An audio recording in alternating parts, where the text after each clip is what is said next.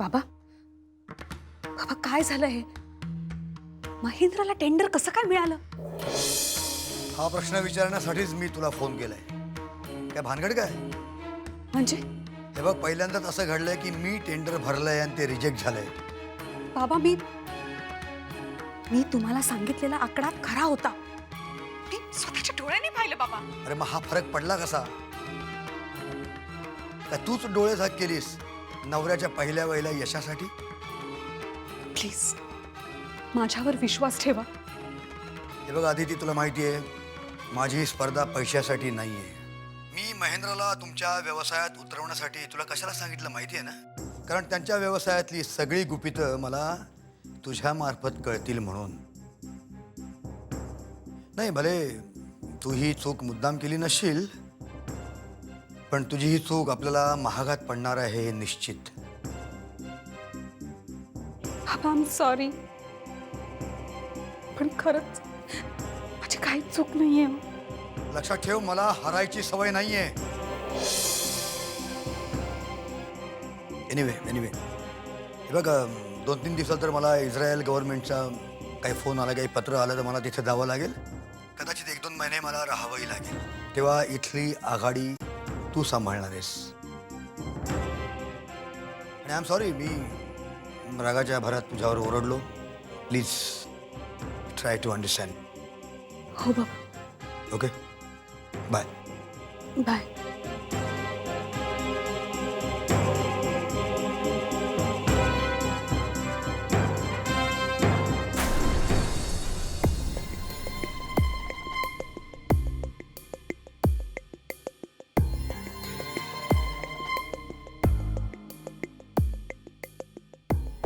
खरं तर या यशाचं श्रेय आदिती तुलाच दिलं पाहिजे.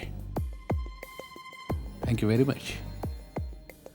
कारण त्या रात्री तू जो आकडा तुझ्या वडिलांना कळवला असशील त्यानुसार त्यांनी त्यांचे आकडे बदलले असणार.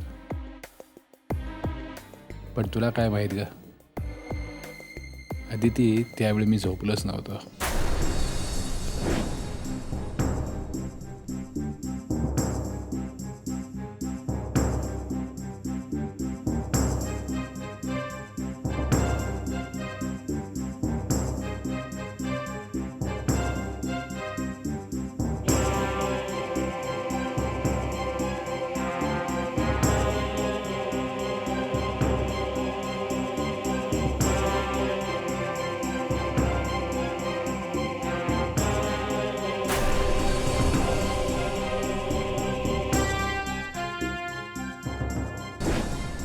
आदिती, मला वाटलं होतं तू मागचं सगळं विसरून माझ्या आणि या घराच्या भल्यासाठी प्रयत्न करतेस, पण आता सत्य समोर आलंय. खरं तर या क्षणाला तुला या घरातून बाहेर काढायला पाहिजे, पण केवळ तुझ्या पोटात माझं बाळ वाढतंय म्हणून मी गप्प बसलोय. पण आता मी सावध झालोय. बाय द वे आदिती, तरीही मी तुझा आभारीच आहे, कारण शेवटी तुझ्यामुळेच माझ्याकडे हे प्रोजेक्ट आला.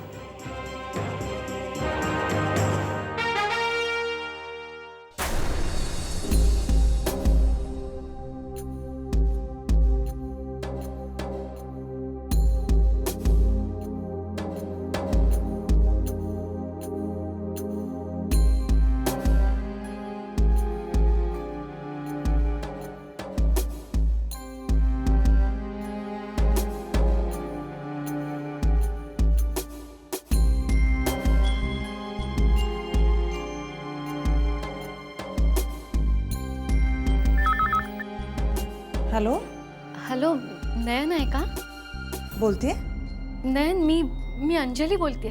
बोल अंजली, कशी आहेस? आणि हो, तू दिलेले सल्ले चांगलेच उपयोगाला पडलेत आमच्या. नयन, अगं मी वेगळ्याच कारणासाठी फोन केला होता. रागाच्या भरात मी पियूला सिद्धार्थकडे सोडलं खरं, पण मला आता त्याचा त्रास होतोय ग. त्याची खूप काळजी वाटते. अगं तू अजिबात काळजी करू नकोस. ती आमची सगळ्यांची काळजी घेते. अण्णांची तर एकदम छानच मैत्री झाली आहे तिची. पण ती गार्गी, तिचीच भीती वाटते मला. अंजली, तुझ्यात आणि गार्गीतले संबंध मी समजू शकते, पण माझ्यावर विश्वास ठेव. गार्गी खूपच साधी आणि सरळ मुलगी आहे. अगं माझ्यासाठी ती कशी सरळ आणि साधी असू शकते नयन? माझ्या नवऱ्याचं मूल वाटतंय तिच्या पोटात. तिचं नाव जरी नुसतं घेतलं ना तरी संताप होतो माझा. अंजली प्लीज शांत हो. हे बघ, फोन हे सगळं बोलण्याचं माध्यम नाही. मी एक काम करते, मी स्वतः उद्या पियूला घेऊन तुझ्याकडे येते, मग आपण सविस्तर बोलू. प्लीज ये. एक बाई म्हणून माझ्या मनात सुडाची भावना असली ना तरी आई म्हणून हळवं व्हायला होतच ग. प्लीज ये, तिला घेऊन ये, मी वाट पाहते. हो.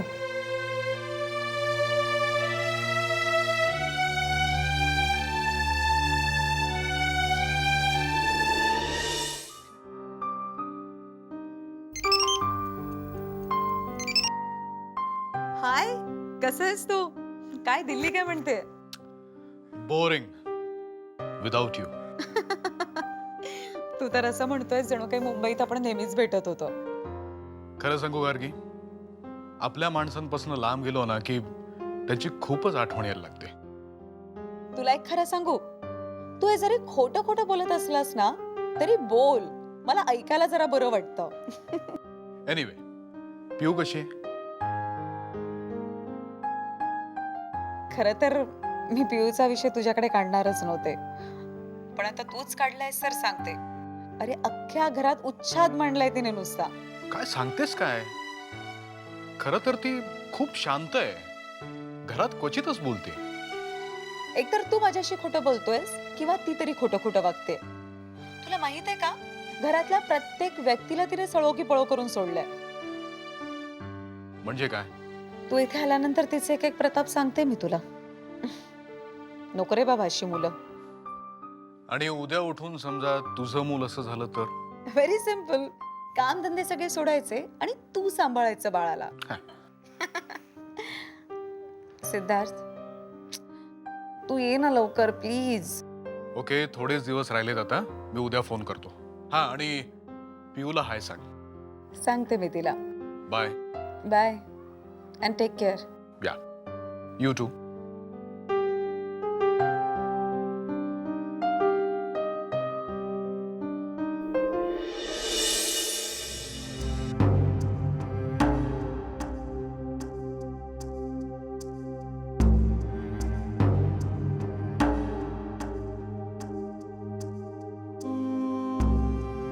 काय झालं रडायला? तूच सोडलंस ना मला तिथे. I am sorry. कशी आहेस? मी मजेत. मला तिथे खूप मित्र मिळाले आहेत. अण्णा इज माय बेस्ट फ्रेंड. आणि मला विसरलीस? तू माझी नाही काय, माझ्या मम्मीची बेस्ट फ्रेंड आहे. बर, आता एक काम कर, तुझ्या इथल्या सगळ्या बेस्ट फ्रेंडचा लवकर भेटून ये, मग आपल्याला निघायचं ना परत. पळ पळ पळ.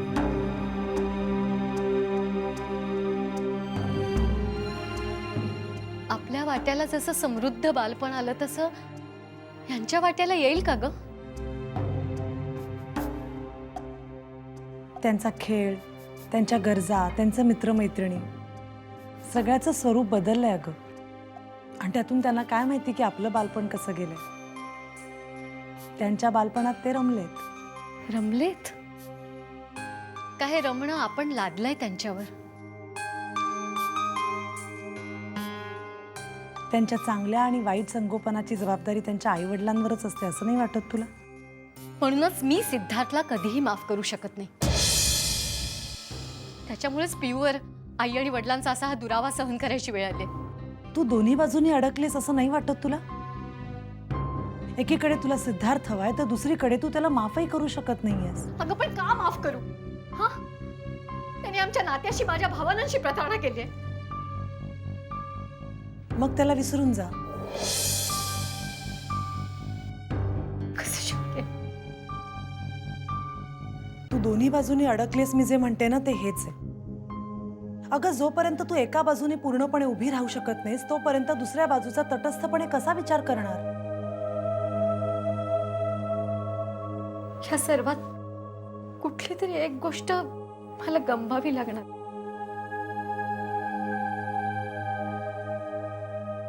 सिद्धार्थ तुझ्या हातून कधीच निघून गेलाय. जेव्हा तुमच्यात काही कुरबूर चालली होती किंवा डिवोर्सची चर्चा चालली होती त्याच वेळी गार्गी त्याच्या आयुष्यात आली. त्यामुळे यात फक्त गार्गीची चूक आहे असं मला नाही वाटत. अगं पण बिन लग्नाचं मूल वाढतंय तिच्या पोटात सिद्धार्थचं. अगं पण यात 100% चूक गार्गीची आहे असं तुला वाटतं? सिद्धार्थचं लग्न झालंय हे गार्गीला माहिती होतं ना. सिद्धार्थलाही स्वतःचं लग्न झालंय हे माहिती होतं ना.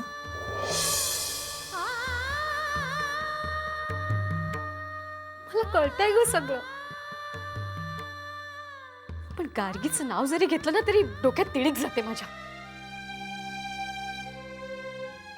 अंजू, क्षणभरासाठी का होईना पण गार्गीचा सुद्धा एक बाई म्हणून विचार कर.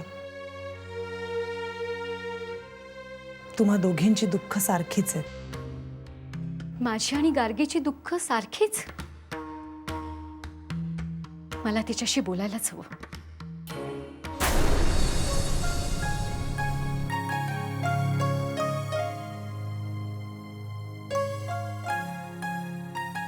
हे अनु,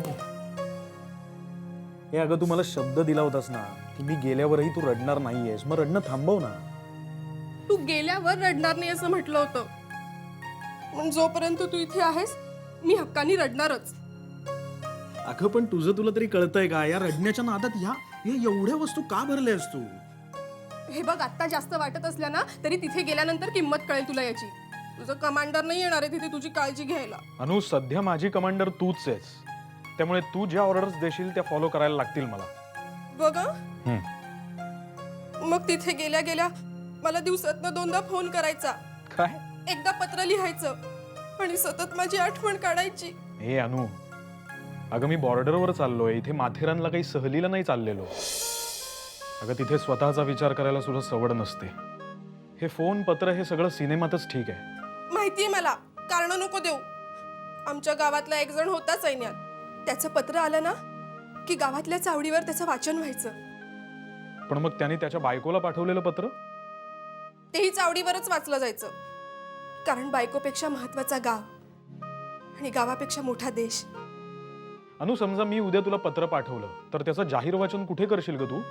इकडे शिवाजी पार्कात का गेटवे ऑफ इंडिया? इथेही करणार आणि त्याची एक कॉपी ना गावाला पाठवणार आहे मी चावडीवर. काही झालं तरी गावचा जावई आहेस ना तू.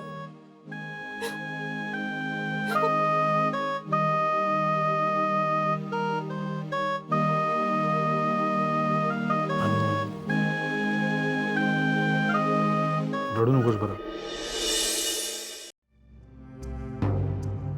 हॅलो, हॅलो आई, तुला एक बातमी द्यायची आहे. कसली बातमी बाबा? हे बघ, काळजी करण्यासारखं काही असेल तर नकोच सांगूस. मी पोचल्यावर काय ते सांग. अगं आई, तुला एक आनंदाची बातमी द्यायची आहे. काय सांगतोयस काय? अरे किती दिवसात आनंदाची बातमी ऐकायला कान आतुर झालेत. बोल बोल. म्हणजे हे बघ आई, मला मान्य आहे की गेल्या काही दिवसात माझ्याकडनं कुठलीच चांगली कामगिरी झाली नव्हती आणि मी कुठली जबाबदारी सुद्धा घेतली नव्हती. सगळं ठीक आहे रे, तुला पटतंय ना? खूप झालं. बातमी सांग आधी काय. अगं आई, ज्या विश्वासानं तू या नवीन प्रोजेक्टची जबाबदारी माझ्यावर सोपवली होतीस ना, तो विश्वास मी सार्थ ठरवलाय. म्हणजे रथी महारथींना मागे टाकून हे प्रोजेक्ट आपल्याला मिळालंय. महेंद्र, अरे काय सांगतोयस काय? तुला माहितीये का या बातमीने मला किती आनंद झालाय? हे बघ, ते प्रोजेक्ट मिळण्यापेक्षाही ना तू ते स्वतःच्या हिमतीवर मिळवलंयस याचा आनंद मला जास्त आहे. आई, हे पण सगळं तुझ्यामुळे, तुझ्या आणि अण्णांच्या आशीर्वादामुळे. असाच यशस्वी हो. मी लवकरच घरी पोहोचते, मग सगळं सविस्तर बोलू. हा, ठेवते फोन. ओके.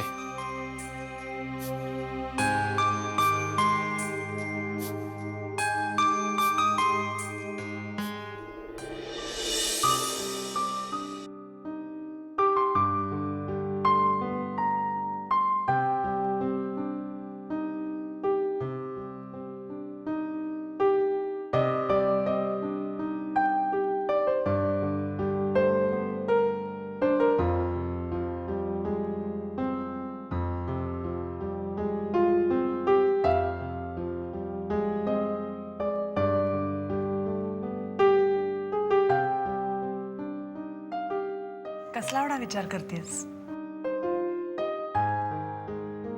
सगळ्याचाच. काय चाललंय का माझ्या आयुष्यात? इतरांपेक्षा काहीतरी वेगळं चाललंय एवढं मात्र नक्की, हो ना? आणि त्या वेगळेपणाची मला खूप मोठी किंमत मोजावी लागते.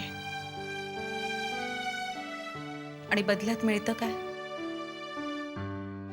तर एकटेपणा आणि जागरण. अगं पण आता कसलं टेन्शन आहे? आता तर सगळं व्यवस्थित. व्यवस्थित? अगं, ती पिऊ कशी वागते पाहतेस ना तू. केवढा उच्छाद मांडलाय ग तिने. मी म्हणजे पिऊला घेऊन अंजलीकडे गेले होते. खूप हळवी झाली होती ग ती. माझा विषय निघाला होता.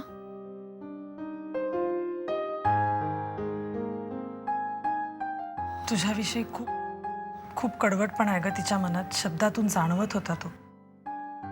पण तुला खरं सांगते, ती तितकीही वाईट नाहीये. पण जेव्हा जेव्हा ती मला भेटली ना, तेव्हा तेव्हा इतकी विचित्र वागली अगं. मला माहित आहे तिच्या या दुःखाला कुठेतरी मीच कारणीभूत आहे. मला खूपदा वाटतं अगं तिला भेटावं असं. प्रत्यक्ष भेटून मला तिच्याशी खूप बोलायचंय. आणि जर का मी बोलले नाही ना, तर बऱ्याच गोष्टी मनातच राहून जातील.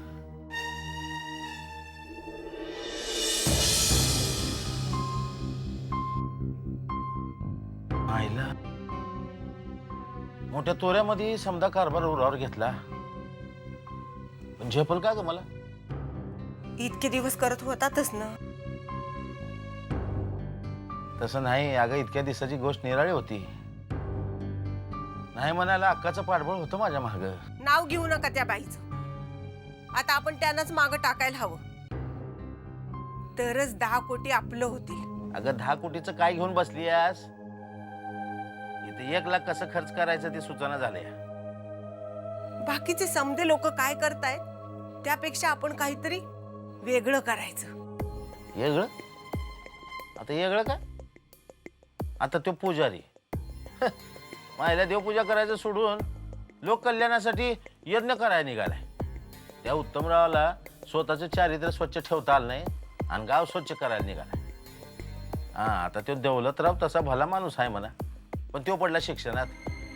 अक्काचा तर काही तपासच नाही. मग आता मला सांग, राहिलं काय?